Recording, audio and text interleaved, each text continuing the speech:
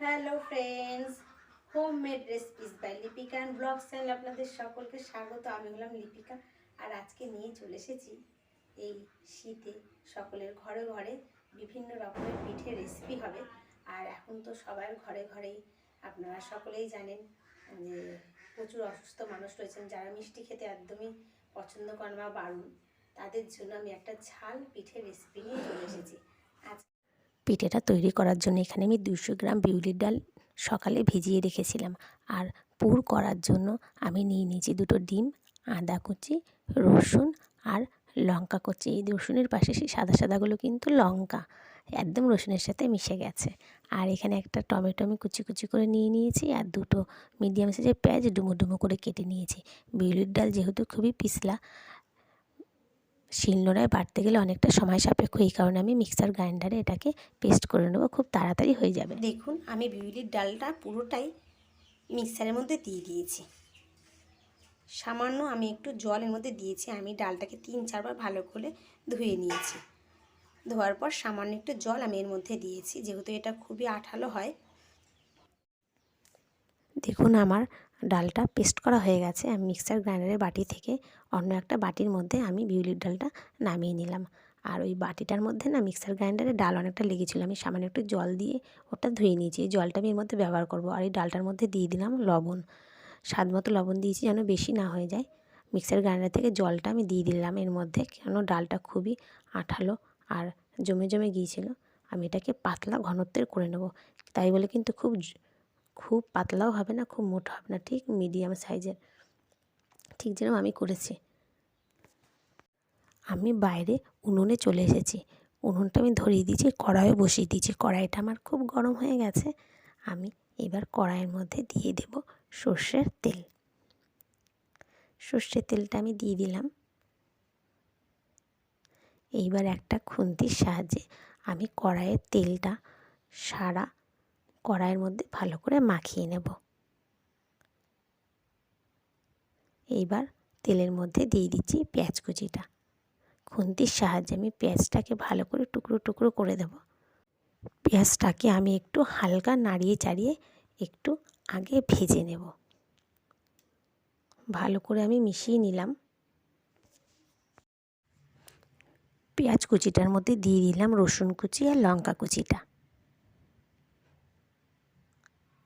এইবার দিয়ে দিচ্ছি আদা কুচি করাটা। সব কিছু সামগ্রী আমি দিয়ে দিলাম তেলের মধ্যে, দিয়ে এবার ভালো করে একটু নাড়িয়ে নেব। আমি কিন্তু এটা খুব কড়া করে ভাজবো না, হালকা লাল লাল করে ভেজে নেব, যেহেতু আমি এটা পুরের জন্য তৈরি করছি। এইবার আমি এর মধ্যে দিয়ে দিচ্ছি স্বাদ মতো লবণ।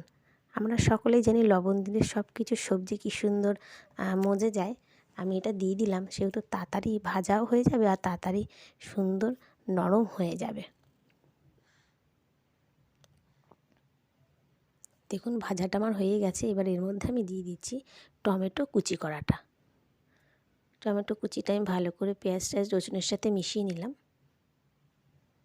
এইবার আমি এর মধ্যে দিয়ে দিচ্ছি হলুদ। হলুদটা দেওয়ার পরে দেখবেন কালারটা কি সুন্দর হয়েছে।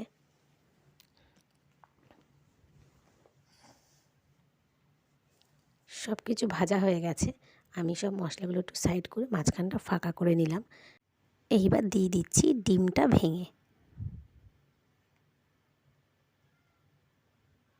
পরের ডিমটাও দিয়ে দিচ্ছি।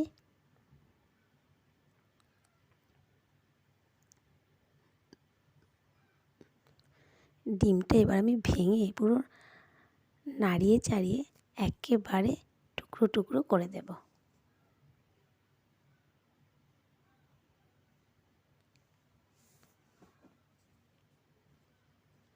দেখুন ডিমটা কি সুন্দর হয়ে গেছে। একেবারে ভেঙে আমি গুঁড়ো গুঁড়ো করে টুকরো টুকরো করে নিয়েছি। আমার পুরটা কিন্তু রেডি হয়ে গেছে। দেখতে পাচ্ছেন কড়াই লেগে লেগে যাচ্ছে। আমি এবার একটা পাত্রের মধ্যে এই ডিমের পুরটা নামিয়ে নিচ্ছি।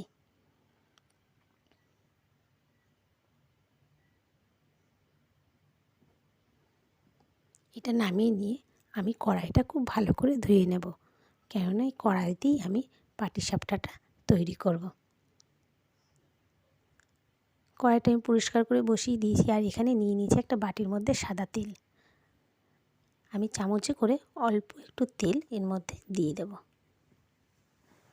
দিয়ে খুন্তির সাহায্যে আমি সারা কড়াই তেলটা লাগিয়ে নিচ্ছি।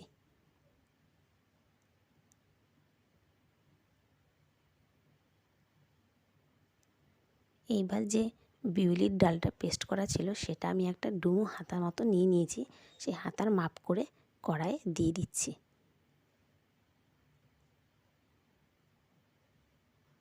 এবার খুন্তির সাহায্যে আমি এটাকে হালকা করে ছড়িয়ে দেব।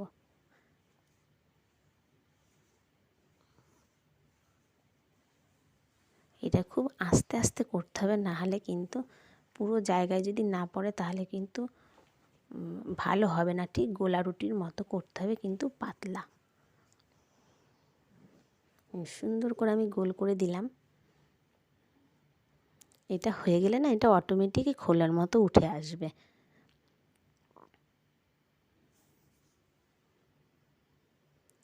এইবার আমি এর মধ্যে দিয়ে দেব। এটা ঠিক ভাজা হয়ে গেছে, আপনারা দেখলে ওপর থেকেই বুঝতে পারবেন যে কোথাও কাঁচা কাঁচা ভাব নেই। এইবার আমার যেহেতু ওটা হয়ে গেছে, আমি তার উপরে আমি পুরটা এবার আমি দিয়ে দেব। দেখুন, এটা হয়ে গেছে বলেই কিন্তু এরকম সুন্দর উঠে আসছে। আমি দেখে নিলাম যে পুরোপুরি হয়েছে কি না। এইবার দিয়ে দিচ্ছি ডিমের পুরটা।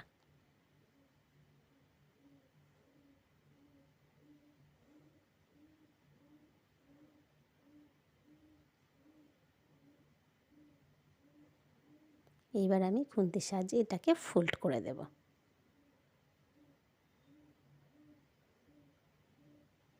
দেখুন কি সুন্দর সহজভাবেই ফোল্ড হয়ে গেছে।